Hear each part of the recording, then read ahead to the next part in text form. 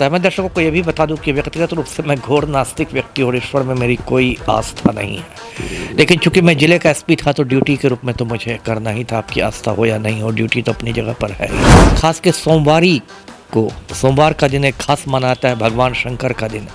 तो सोमवारी के दिन तो बहुत मतलब टेंशन का समय रहता है, क्योंकि छोटा सा मंदिर है, छोटा सा प्रांगण है, उसमें 1.5 लाख लोग आते हैं। मतलब जरा सा आपकी छोटी सी चूक हो जाए, यदि प्रशासन की चूक, पुलिस की चूक, तो वो तुरंत वो भगदड़ की स्थिति आ जाती है और उसके बाद तो मतलब लाशें बिल्कुल गिरने लगती है, लोग कीड़े मकोड़ों की तरह मारे जाते हैं। महिलाओं का दर्शन चलता रहता है तो पुरुषों का गेट रोका जाता है, और फिर बीच में जब कुछ महिलाएं देख लेती है कुछ 100, तो फिर पुरुषों का शुरू किया जाता है। यहाँ से मेरा मतलब पूरा हिंदुस्तान से बहुत अनुशासनहीन लोग हैं।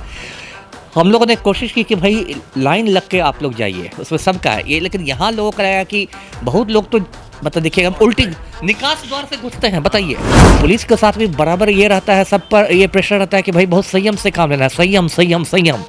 और मतलब लेकिन संयम तो दोनों ओर से होना चाहिए ना, यदि पुलिस को संयम है तो भीड़ को भी संयमित रहना चाहिए। नमस्कार, आप देख रहे हैं NBC 24 और मैं हूं आप सभी के साथ ब्रह्मचारी आशीष। देखिए, आज से सावन का पवित्र महीना जो है वो शुरू हो रहा है और ऐसे में लाखों की संख्या में कांवड़ यात्री जो हैं वो देवघर जाकर के जल चढ़ाते हैं।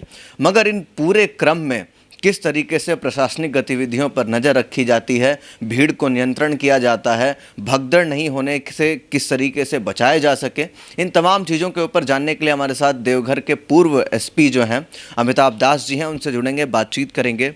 सर, आप देवघर में पूर्व एसपी रहे और वहाँ पर देवघर में खास करके लाखों की संख्या में कांवड़ यात्री जाते हैं, कैसे जो है पूरा नियंत्रण किया जाता है? ये सही सवाल पूछा हमने। मैं बता दूं दर्शकों को कि मैं 1997 से 99 तक लगभग 1.5 साल तक देवघर ज़िले का एसपी रहा था। अब तो ये ज़िला झारखंड में चला गया है, लेकिन उन दिनों ये बिहार का ही हिस्सा हुआ करता था। और मैं बता दूं, लोगों को मालूम ही होगा, वहाँ एक बहुत प्राचीन शिव मंदिर है और इससे देवघर की पहचान ही बाबा धाम के रूप में है।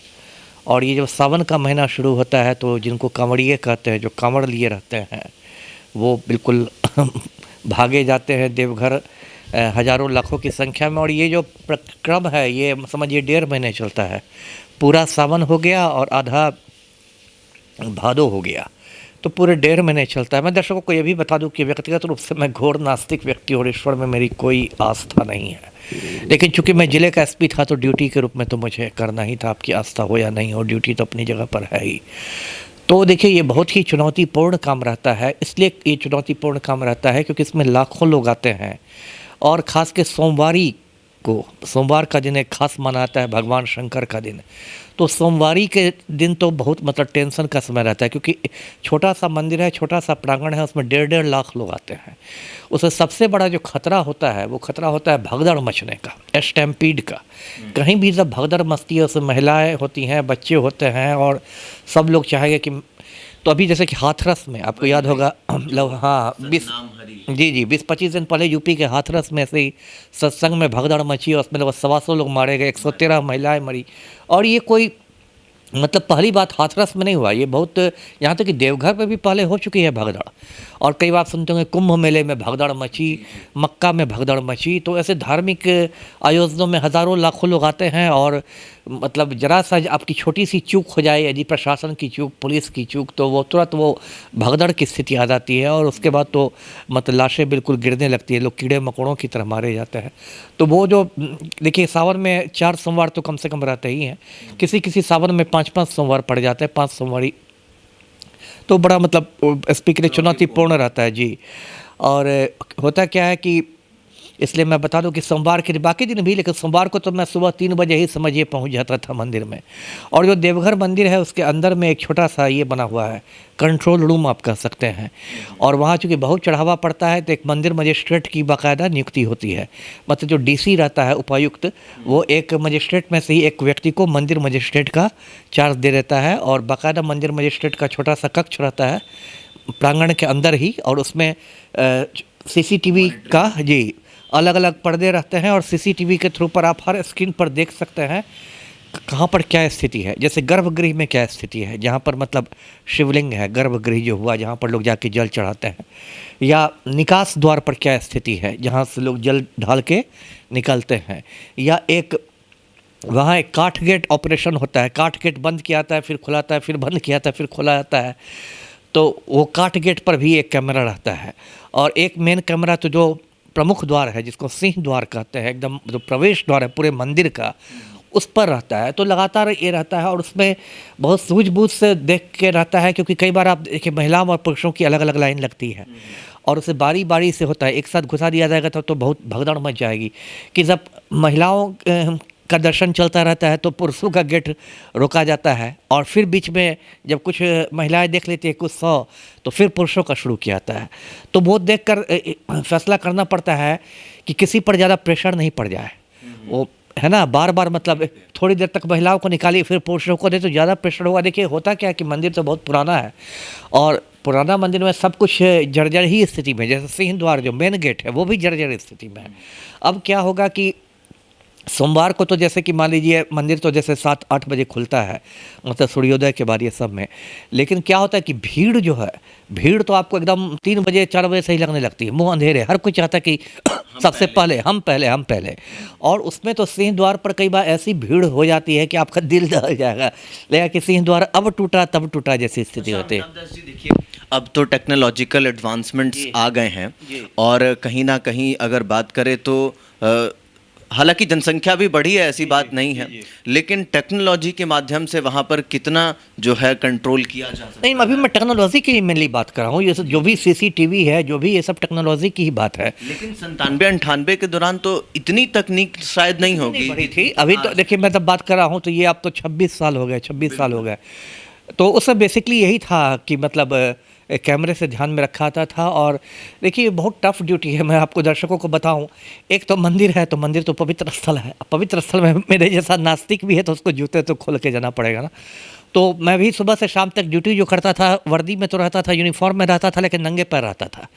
अब उसमें नंगे पैर में देखिए क्या होता है कि इतनी जो औरतें आती हैं, धक्कम धुक्की ये होता है, तो औरतों की चूड़ी टूट टूट के गिरती है, पूरे प्रांगण में छोटी छोटी मतलब चूड़ी के टुकड़े रहते हैं, और वो पूरे टुकड़े मतलब मेरे पैर में घुस गए थे, है ना। और उसमें क्या होता है कि यदि आप तुरंत नहीं कीजिए तो उसमें फिर पस आने लगता है, यदि इन्फेक्शन हो जाएगा ना तो उसमें धीरे धीरे पस आ जाएगा। तो मंदिर के अंदर डॉक्टर की व्यवस्था रहती है, और कंपाउंडर डॉक्टर सब लोग रहते हैं। तो उसमें जा के मुझे ये मतलब अपनी पता नहीं कितनी वो टफ ड्यूटी है, बीच बीच में उन मतलब लोगों से मुझे वो शीशे के टुकड़े निकलवाने पड़ते थे जो पैर में घुस जाते थे। उसके बाद देखिए मतलब कितना ये सब दिलचस्प बात है। और देखिए यहाँ की भीड़ भी है ना, बहुत अनुशासनहीन लोग हैं, मतलब यहाँ से मेरा मतलब पूरा हिंदुस्तान से बहुत अनुशासनहीन लोग हैं।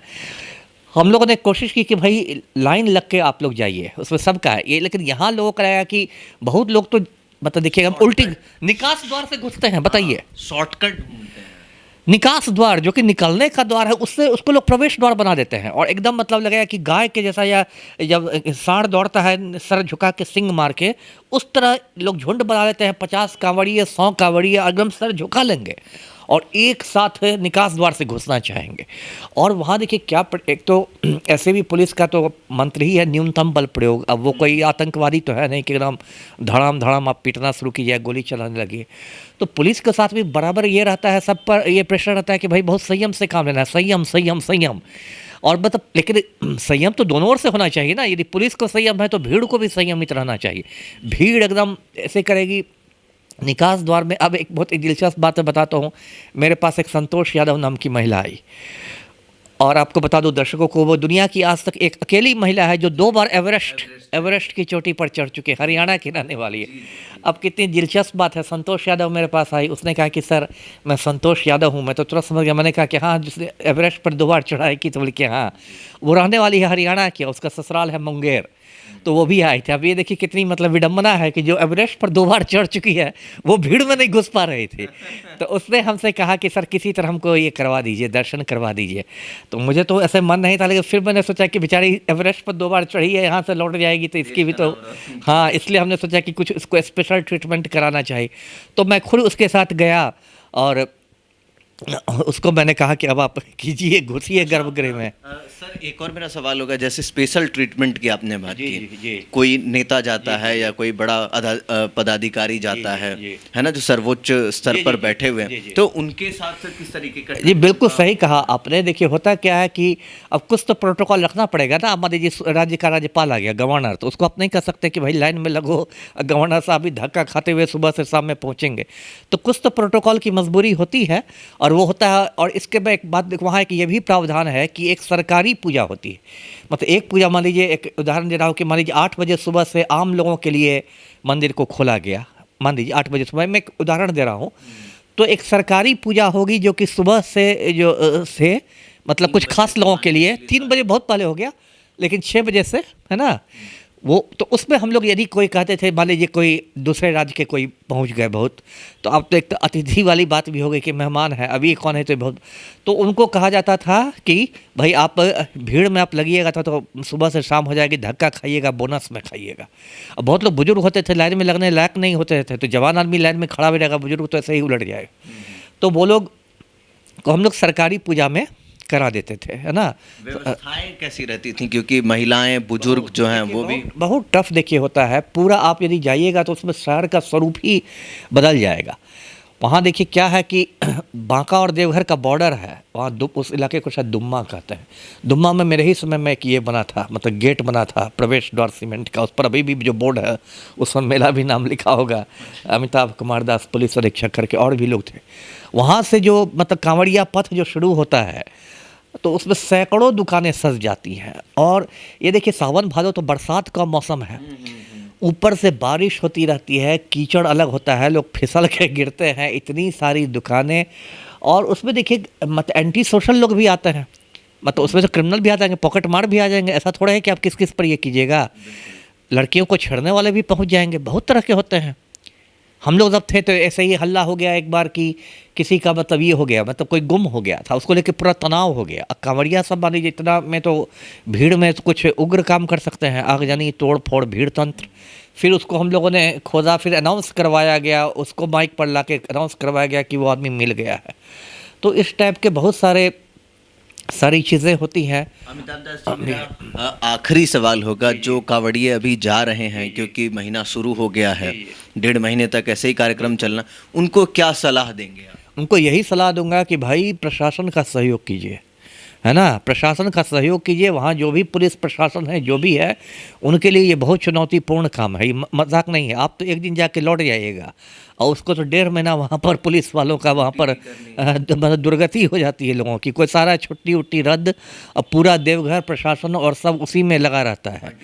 तो हाँ, 24। और देखिए वहाँ कितना होता है, इतने लोग आते हैं कि हर दिन शाम में पूरे मंदिर की सफाई होती है डेली, क्योंकि इतना तो आपको बेलपत्र इकट्ठा हो जाएगा, है ना। बेलपत्र होता है ना, तो उसको कहा जाता है कि शंकर जी ने जब तांडव किया था तो उनको शांत करने के लिए बेलपत्र दिया गया था। बेलपत्र चढ़ इतना तो बेलपत्र इकट्ठा हो जाएगा, इतनी तो टूटी हुई चूड़ियाँ इकट्ठी हो जाएगी डेली। मतलब पूजा ख़त्म, मान लीजिए शाम 6 बजे पूजा ख़त्म हो गई, तो डेली वो मंदिर की ये होती है, साफ़ सफाई होती है, अगले दिन के लिए तैयारी होती है। तो ये बहुत ज़्यादा प्रशासन का ये रहता है। इसलिए मैं एक बात कहूँगा कि और जो नियम प्रशासन ने बनाए हैं उस नियम को फॉलो कीजिए, क्योंकि यदि भगदड़ मचेगी तो उसके बाद तो बहुत मुश्किल है। उसके बाद तो इतनी बड़ी त्रासदी हो जाएगी कि फिर जांच ही बैठती रह जाएगी और कुछ नहीं होगी। तो इसी सबको ध्यान में रख के प्रशासन का सहयोग करें जी। चलिए, तो जो कांवड़ यात्री हैं, जो कि जाना सोच रहे हैं, उनके लिए एक बड़ी विशेष सलाह जो है वो अमिताभ दास जी के द्वारा दी गई है। देखिए, प्रशासन का सहयोग करें और अनुशासन में रहें, क्योंकि देखिए अगर भगदड़ मची तो फिर हाथरस जैसे कांड जो है वो हो जाएंगे और एक बड़ी त्रासदी जो है वो हो जाएगी। फिर उसके बाद उस पर जांच बैठते रहे, यार जांच बैठने से क्या ही होगा। तो ऐसी स्थिति में लोगों के लिए एक बड़ी सलाह। बाकी के अपडेट्स के लिए बने रहिए NBC 24 पर। कैमरा पर्सन विकास के साथ ब्रह्मचारी आशीष, NBC 24।